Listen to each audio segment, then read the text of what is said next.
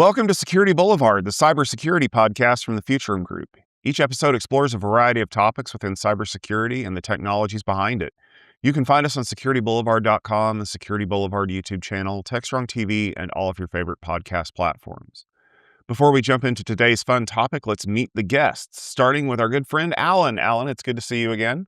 Tom, it's always great to see you, especially, right after RSA. What a great gathering of the industry. And I'm looking forward to talking about the industry today, Tom. Absolutely. My feet still hurt, so that's why I'm sitting down today. But joining us also is our good friend Mitch Ashley. Mitch, as always, a pleasure. I'm a little hoarse from RSA, actually. No, I'm fine. I'm good. But I do need a little rest. What a week. It's RSA. What can you say? Exactly. And of course, I'm Tom Hollingsworth. I am related to all things security here at Tech Field Day. So let's jump into today's topic. But spoiler alert, we're not going to be talking about RSA because the week before RSA, there was an even bigger conference, and that was GTC. And you're probably thinking to yourself, but RSA is the biggest thing out there.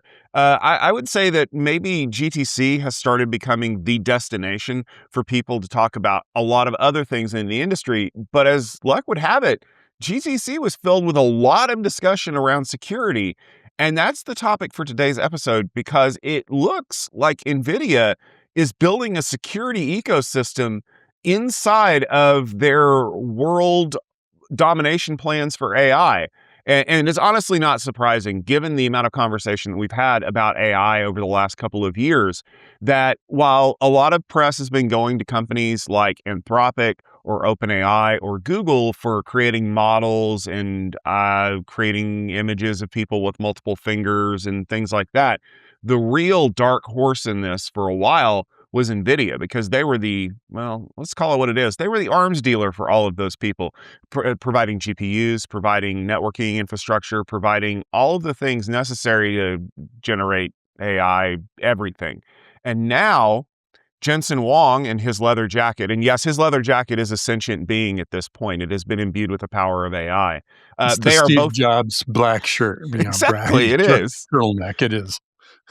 They are teaming up to kind of create these new ecosystems. And we saw a lot of announcements from companies that we work closely with, like CrowdStrike and HPE and Cisco and many more. So I kind of want to let, the two statesmen of the industry kind of talk about this, because we've seen this before, especially when cloud was brand new. Like, there were a lot of companies that were racing out there to talk about how they were partnering with different cloud providers to offer these services, but it kind of felt scattershot back then. It really feels like everybody is coming to NVIDIA this time. Well, I'll kick off, Alan. First of all, I just give you the Steve Jobs reference. It really has become the new Apple Steve Jobs conference, where everything else tends to stop. Oxygen leaves, and the Event Horizon is at the edge of the GTC conference until that's over. But kind of in all seriousness, I think what's really happening is, snarky me says, well, Jensen ran out of people to announce partnerships with, so he's looking for more. Now that's actually true, but not in that sense. What's the big issue for getting AI into production? He spent an hour and a half talking about software and applications before he really got into the hardware side of things. So, somebody gave him the memo about software eating the world. So he knows that they've got to have outcomes out of all this investment in equipment and data centers, et cetera. So one of the big ones is securing it, control planes, observability, all of those things. And guess what? All of those companies are trying to figure out, how do we play in this market, not just ourselves, but partner with the big companies like NVIDIA. So I think it makes a lot of sense that I think that it's happening. Natural evolution. You compare it to RSAC, which is more of a kind of inward-looking conference. I don't know if I say that in criticism or not. RSAC could be like GTC. It just doesn't have a Jensen Huang to kind of ramp him up. I mean, Alan could do it, but he's busy these days. Yeah. I mean, look, I think RSAC still gets more people than GTC. Oh, yeah. They definitely 5,000 people there this past week. But here's the thing, Mitch. I think you're onto something with what you said.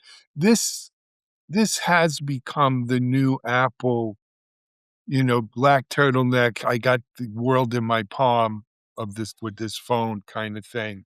right? I'm throwing a hammer into the glitches.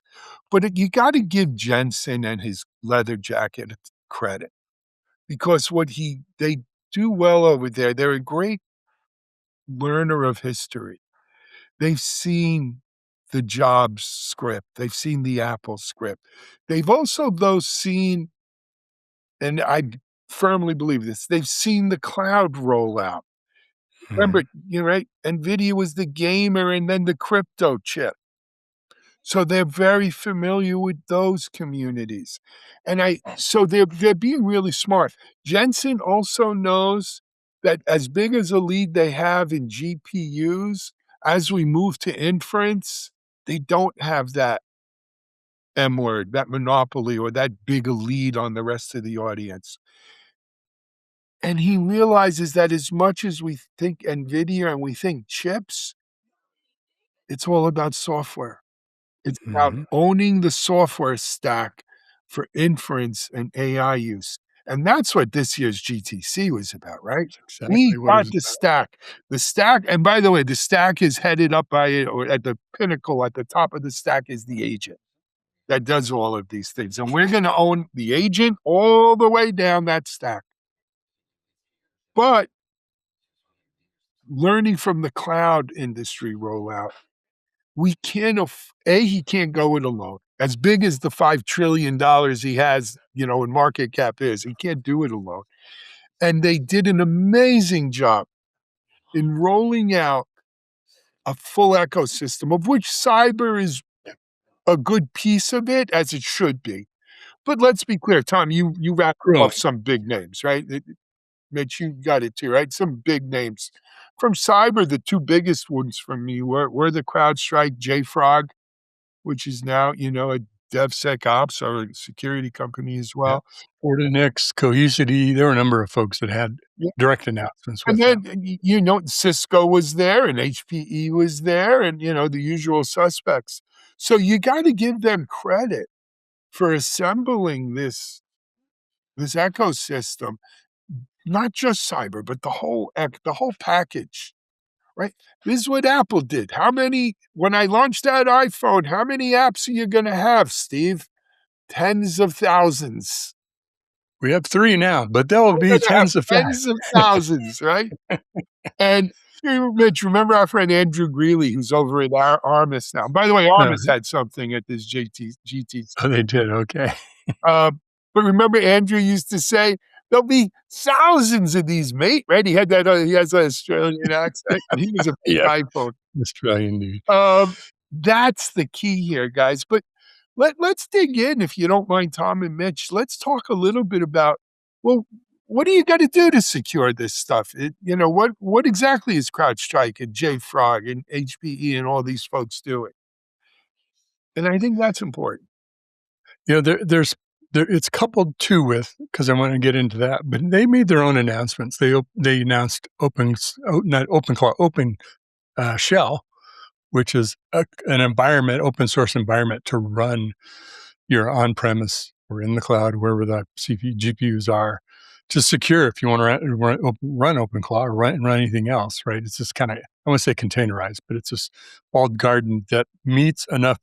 The goal is it meets enough security requirements of enterprises to get them comfortable to put this into production. So you stack onto that, right? Announcements with CrowdStrike, announcements with Cohesity, Fortinet. So they're piling on, not just with any vendors, but like CrowdStrike especially. Who has Fortune 500 wrapped up? They do, right? They're in every one of those companies. So it's about not just lining up the technology. I think it's lining up who has the customers that they want to make sure their software is playing on Jensen's hardware. That's the strategy. So what's a customer in this case? Because I find it kind of fascinating that we had, like you said, we had a lot of announcements of partnerships from companies like CrowdStrike, JFrog, HPE, Fortinet. But how much bandwidth of that 2 hours of keynote that wasn't just them talking about how NVIDIA is going to make an $11 trillion was related to OpenClaw? Because they had quite a few announcements around OpenClaw, creating architectures to run it, creating their own system to accelerate it into what I saw online as super OpenClaw. And that to me is one of the most fascinating parts about this whole thing is a lot of companies that are out there, in a way, it's when you get any kind of vendor branded conference, there are a lot of companies that sign up because they want to be seen near the proximity of a successful company, right? Whether it's HPE Discover, whether it's Cisco Live, whether it's RSAC, whether it's Fortinet Accelerate or the Extreme User Conference, whatever it is. We want you to know that we work with this people that you came to see. But with OpenClaw, I don't think there was an OpenClaw booth. I don't think that there was any kind of like, we're going to invite the guy up on stage to talk about it. It was, oh, we see that you're using this and there's a lot of like, chaos in the industry. Did you know that we're going to work with it too? So in a way, OpenClaw brought Muhammad to the mountain. Like that's the thing is why did NVIDIA suddenly want to tell everybody? Actually, I would have been bringing the mountain to Muhammad in this case. Why did NVIDIA want to tell everybody Because that they worked with this OpenClaw? was the coronation of OpenClaw as the de facto standard for your agent infrastructure. Now, and this is something Mitch and I've dealt with for 25 years. This is classic open source, right? Classic open source. OpenClaw itself, I don't know if you've tried to play with it. We've got a few people here running it on Mac Minis. It's a bitch. No doubt about it. It's got lots of claws. It's not just two. There's a Gotta lot. It's unwieldy. you got to be, you know, you're going to be working in your CLI. You're going to be, typical open source kind of stuff. However, once it's up and running, and we'll leave security out of it for a second, just a microsecond. Once it's up and running, it's that eureka moment of, oh my God, I could build anything. And so we've seen this. You saw it with Linux, what it did to Unix, right? It's probably a great example. You saw it with for as big as VMware was, it wasn't the default hypervisor for the cloud, was it? For private cloud, but the public hyperscalers, they didn't use VMware, they used open source. KVM, Linux. Yep. We're coming to Linux again. Same thing as Linux, exactly. So this is a classic. And so again, give Jensen and NVIDIA credit for saying, okay, this is the open source that we're going to build. The whole observability industry is built on OTel, on open telemetry, under the cover, right? Jensen saw this and said, we're going to build this stack, this agentic stack, and he called it a 5-layer stack. We're going to build it on this open source. And, and for people like me who still have a good place in their heart for open source, I all of a sudden now have a good feeling about NVIDIA for building on open source and supporting open source. And a lot of the companies you mentioned, Tom, and Mitch and I mentioned, they also, at least give lip service to supporting open source. So again, brilliant move here. But open source is the agent that we're going to build on. Now and the good news is it's so raw and so insecure that there's so much to do in terms of these guardrails and the security. We're going to need to lock it down as well as non-security things. Well, what does open source address, Alan? It addresses the number one concern of vendor lock-in. Yeah. Now, if I'm running this on open source, albeit it may be the NeoClaw or NemoClaw version of OpenClaw, which they've wrangled some of those claws into packaging it into a little easier environment to install and operate on top of their AI toolkit, which is that OpenShell AIQ, and there was another component to it as well. But they're trying to build the environment to run that. So yeah, and to your point, though, I want to really emphasize one more thing that you nailed, and that is it was more than a coronation. It was the 6.7 Richter scale event. Like, whoa, oh shit, what happened? Did stuff fall off the shelf, or do I need to go check my house, make sure it's okay? It was, if you want a more recent example, it's the MCP of 2026. MCP like caught fire and was a big thing, and it's this really tiny little thing. It's not a big thing, but it was the can opener to everyone who had a can that didn't own a can opener.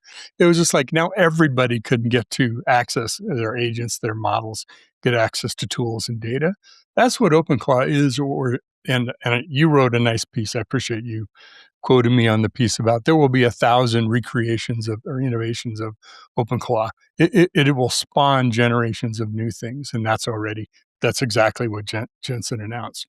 That's the hammer that hit the sabotage into the gears of 1984. Won't be like 1984. Right, won't be a walled garden. Mitch, but to MCP or not, that is the question. That's another.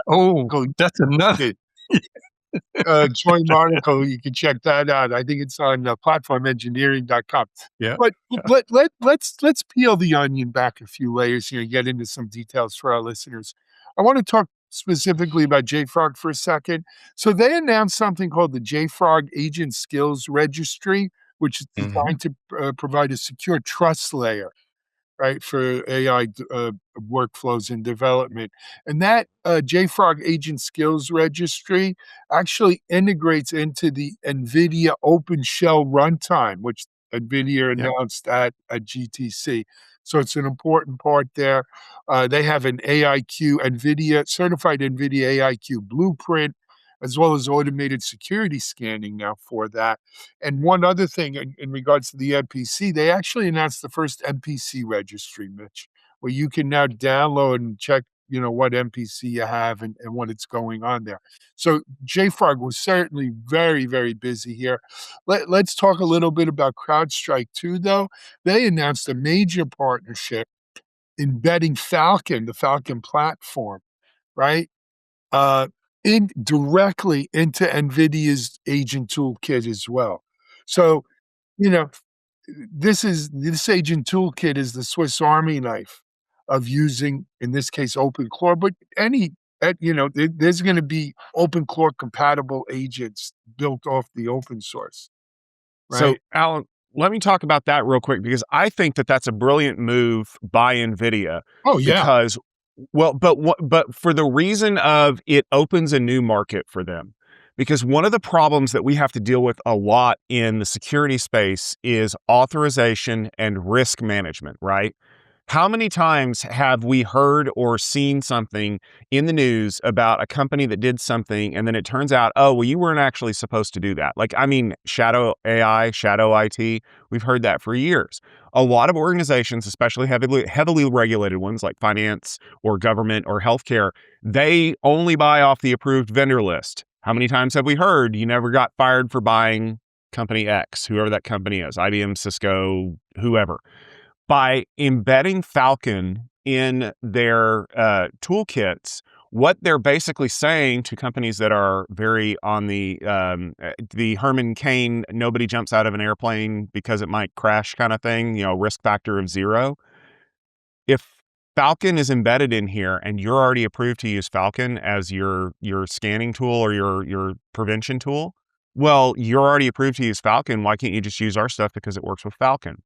They're trying to open themselves up to those markets that would not have even given AI a second look or a first look in some cases because they don't feel that the security controls are mature enough. By having something that is integrated tightly with an industry recognized name, and that kerfuffle a couple of years ago notwithstanding, CrowdStrike is trusted. And so now NVIDIA can kind of ride in on that success and say, well, if you're going to use something, why don't you ditch the OpenClaw Mac Mini thing and why don't you use us? Because what was it? My friend Keith Townsend pointed out, like on the small business line, it's only $155,000 for the entry level rack to do this. Yeah, no, but that's an enterprise solution, Tom. NVIDIA does have. Mitch, what do they call their little box that looks like a Mac Mini? And they announced a new one. I don't remember the name of it. They have a new one, is like this massive thing. But the new one, is 150 or 170 grand. I'm not. No, this is like $2,000 or something like that. Keith Townsend has it. The Jetson. No, it was Jensen's the one he had, but I think you're right. They did announce a new one. Yeah, and that's the Mac Mini. But you know what, Tom? That's a whole nother show we could get into. Is how Apple, which we thought was an AI laggard, actually is making a very serious play to own the edge in terms of Yep. being the AI computer. They already do own the edge, Right. Alan. Well, I mean, that's the default choice is your Mac Mini to run OpenClaw. That's what our folks are using here. Yep. Now, but and this is, and again, you got to give the Jensen and that team. They've got everything from this little Mac Mini looking box that's, I forget what they called it, but whatever. This Mac Mini looking box all the way up to this mid-range $170,000 behemoth, and then you get into their real stuff, right? But here's the thing. They said this stack with the security, with everything, is going to generate $1 trillion in revenue in the next year or two, right?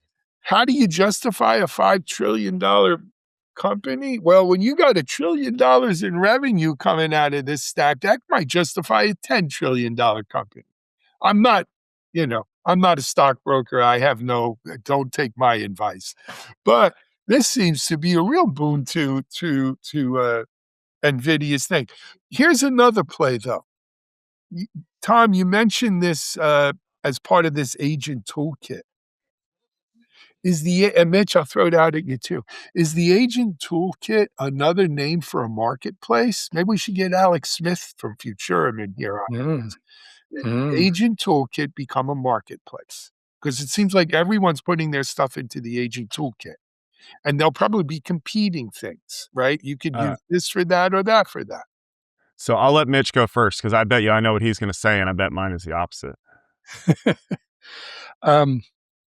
I think it's the start of the marketplace, and it's the open source start. But you think about where they're going to go next. It all depends on what the channel strategy is, and this is where Alex, would kick my butt on it because he knows so much more about it. But do you go to NVIDIA to buy your CrowdStrike software? I don't know. Maybe it becomes that over time, but I think what I said before, the whole channel strategy of go to the vendors who already have the customers that will get you in, and you're not some startup company, you're NVIDIA, so it's a pretty easy move, I think, for that. But to your point, it is the start of a huge ecosystem, and you were saying this before, Alan. Everybody already wants to be part of running on NVIDIA stuff. They want to be part of NVIDIA's announcements. So I think there's a natural sales channel, partner channel ecosystem there for sure. I just don't know enough about how to set one up. I actually wasn't that much different than Mitch's response. So I don't think this is the marketplace. I think this is effectively GitHub for the AI integration, which I'm sure that there's at least 3 people who are currently typing a comment saying, but GitHub is easy. Yeah, for us, GitHub is easy for people who know the difference between a pull request and a push request. But your grandmother doesn't. The people who run boardrooms, by and large, don't. That's who the marketplace is for. To make it to an app store level, it has to be so simple that it is 1 or 2 clicks to do the installation. What will kill their marketplace, and you guys brought this up, is how do the customers approach this? Is it that I am already in the NVIDIA ecosystem and I want to install this piece of software a la AWS Marketplace? I'm already here and I'm just going to pick and choose the parts that I want off of the shelf. Or am I looking for something very specific? And how much is NVIDIA charging me to be in that marketplace? Because we know what the answer is. 30% is too much. 30% cut of everything you get is far too much. That's what Apple gets. And we have seen massive amounts of pushback because it's not just 30% of the app cost. It's 30% of the subscription cost. It's 30% of any in-app purchases. And in 2009, 2010, there was no other option because Apple created that market. Now, I think what NVIDIA is going to have to do is they're going to have to give back a lot of percentage points for people to want to list themselves in some kind of a marketplace. And it's going to have to be valuable enough to those providers, and they're going to have to see enough attach rate in order to want to list themselves there. Because if you start buying your software directly from NVIDIA, then that means that I don't need to open a storefront anywhere else unless I'm selling to the 18 people who are still running Tensor cores. There's one thing that Jensen announced or said that I strongly disagreed with, and he made it sound like we've got it sewed up. We've figured out how to secure this for the enterprise because we have the AI toolkit. It has AIQ. The third component was actually NemoClaw, NemoClaw. And they have Nemotron, the model. And that's the typical response we've lived with for years, which is, well, let's talk about when it gets into production. That's where we'll secure it. Well, the world has changed. We use AI to build AI. We use agents to build AI. So guess what? They're just as vulnerable in the development, in the planning, in the product ideation, in the CI/CD process, all the way. The whole pipeline is now AI. That has to be secured. It has to be used the same kind of controls, guardrails, governance, all of that throughout the life cycle. It's why I created this concept of observability native. It's got 7 pillars. One of them is that it's throughout the life cycle. And it also examines, you have to understand the agent's behavior about what it was trying to do, how it decided to do it, what it did, and what was the consequence. So what I've done with that is I'm coming out with a one document prompt that you can drop into your development environment to say, how do I make my environment AI native? So I'll give you the prompt to start to do it. And we'll send out the link to be able to download that. I'll have a paper as well describing what it does. I did this to my own environment, dropped it in, and the answer back was, well, we do 1, 3, and 5 pretty well. We got those covered. These other ones, not so much. What do we do for those? Okay, great. Now, it also implemented and instrumented OTel, Alan, in the beginning in the development environment. Oh my God, what a difference. Is the things we've talked about securing the supply chain, a huge step. So that's what prompted me, no pun intended, to say, look, I'm going to give this away. Let's help people. And of course, they'll improve it. So Very cool. It's very cool. Guys, in all of the talk and all of, we've kind of danced on the head of this pen. Let's just reemphasize Jensen and the NVIDIA folks wrap themselves in the cloak of cybersecurity, saying agentic AI is here, it's real, it's going to dominate, and we're going to give it to you securely. Right? And that seems to be their go to market. We're going to give it to you securely.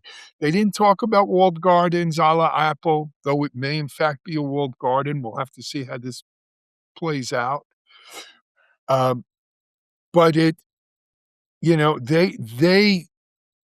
and by grabbing the partners they grabbed by the throat the security aspect or the security angle of using OpenClaw, which much like when cloud first came out, security was one of the biggest inhibitors to adoption.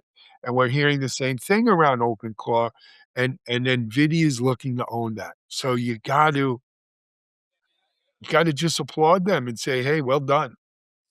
Well done. ditto.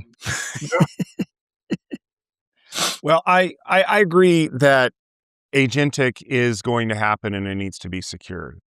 Just like LLMs are going to happen and dominate and they need to be secured. The problem that a company like NVIDIA faces is that even though they are the behemoth, the mega behemoth in this market, that we've seen some mega behemoths before. Ask Lip Bhutan how it feels to miss skating where the puck is going. Because that's NVIDIA's problem now, is can I pivot fast enough to go where the next advance in AI is? Because while the rapid development of using AI to build AI and coming up with these new paradigms, and it's the race for AGI, is very important, and we know how important it is to secure that, you cannot bet $5 trillion of company on making the wrong decision, because the first mistake will not be a huge problem, but mistakes beget mistakes. And that's how Intel ended up where they are, which, if I'm not mistaken, doesn't NVIDIA own 5% of Intel right now? That's the situation that you find yourself in. One day you are making graphics cards for nerds that want to run Quake a little bit prettier, and the next thing you know, you are on the cusp of a massive revolution. And if you make the wrong decision and freeze or don't freeze, you can find yourself in a world of hurt. So I think NVIDIA needs to be seen as the dominant player in those markets, whether it's LLMs or agents or whatever comes next. But they have to play speed versus certainty. Like, I need to be fast to react to these things, but I need to make sure that it's going to be a thing if I'm going to pour millions of dollars of resources in there. Because remember, the other thing that you have to understand, this is a problem that we started hearing about a couple of years ago. You have a company full of multimillionaires doing this job for you. Every one of the people that owns NVIDIA stock is a multimillionaire right now. And the thing about multimillionaires is that if they don't like the direction the company's going in, they're going to be like, well, I'm going to cash out my stock and I'm going to go do this myself. And that's one of the things that they have to be careful of, is the potential for brain drain, where someone's going to be, I'm going to spin out, I'm going to take the 3 people in my department that agree with me, and we've got funding cash that we can use to start a startup to fix this problem, maybe with the hope that we turn it into a business, and maybe the hope that NVIDIA buys us later, because obviously they're too big to understand the real problem around here. Agreed. Agreed. You know what, though? They've bought themselves $5 trillion buys you a lot of things, Tom. And Buys you a lot of friends too. yeah, it buys you a lot of friends. You're the popular guy, big man on campus. And it does also buy you a little bit of breathing room, let's call it, that maybe the guy chasing OpenAI, the Avis of the AI world, if you will, right, who has to try harder, doesn't have. But look, and I wasn't there, right? I've spoken to Daniel Newman, who was there, and we had a chat about it. From everything I see, there was no fumble here. No fumble here, right? This was damn near flawless, unless you 2-hour plus keynotes are not your thing. But It was Disneyland. There was something for everybody. You wanted robots. You wanted, from one of the Disney characters. I mean, You- even you- where the keynote was held, in the arena where the San Jose Sharks play. Right? This wasn't like your average sort of, keynote stage. This Conference center. Yeah. was like where rock stars played, where rock bands play, kind of thing. So, look, at least for right now, and as far as I could see, which is 12 months, maybe at best, 6 months, they are the reigning past, present, and possibly future heavyweight champions of the world. It's theirs to lose, right? Get ready to rumble. Um, but, security has a way of coming up and biting you in the butt too. Don't forget that. If you start seeing a lot of security things, especially even on the NVIDIA stack, it doesn't prove to be appreciably more secure than, some of the other open source kind of methods out there. Every plan is great until you get So punched in the it's not, face, right? Yep. Till you get punched in the face for the first time, you never know how that stock's Mike gonna Tyson. react, right? And considering who that quote came from, Mitch, we are always on the lookout for the Buster Douglases of the world. Oh, yeah. So, Mitch, what are some things that you're working on that people should check out? Well, with coming out of RSAC, there's a ton of follow-up that I have, because people had so many announcements, but announcements aren't as important to me as much as it were at signals where people are going. And control planes, governance, agent behavior, agent accountability, and trust, AI trust, is the big thing. And so I want to take all of that, assemble it, and say, okay, here's what I think in the next 6 to 12 months look like and where this is going. And I'm going to be launching a framework around agent control plane, so you can kind of see where are the pieces. What is Jensen talking about? Where does that fit into this? When I'm talking to this vendor, how does that work? Give you kind of a reference architecture to talk about agents and agent control planes. Alan, what about you? Tom, no rest for the weary. I put in a few miles myself working at RSA, though I do have to admit I did go up to Napa Valley after RSA for a weekend and did some whining. So, drinking, not whining, like Karen was. but, That's a little bit of both. but anyway, I'm home for about 2 weeks, keeping tech strong, perking, and then I'm heading to Prague, where I'll be there at SUSCon. I think, Mitchell, you're going to be with I will be there too. That's Yes, I will be there. I'm really looking forward. I think the whole digital sovereignty thing is going to blow up because this is Big in time. Europe. SUS is a big proponent of it. I'm really looking forward to how that plays out. It's going to be interesting, especially given world events and everything. So I'm looking forward to that, Tom. But we're also, guys, we are eating our own dog food here at TechStrong in terms of adopting AI and agentics and everything else. And I am so damn excited by how fast I want us to move. And the team, Mitch knows this because Mitchell was our CTO for 12 years, 10 years, and he's still intimately involved in everything we do at TechStrong.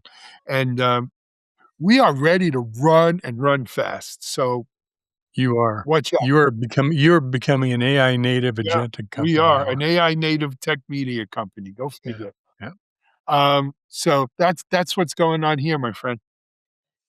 And I'll point out that we have just posted a lot of videos from RSAC, especially around data protection with companies like Veeam, Object First, and Commvault. So make sure you head over to techfieldday.com or the TechFieldday YouTube channel to check that out. We'd love it if you'd leave us a like and maybe a comment because we love to hear those.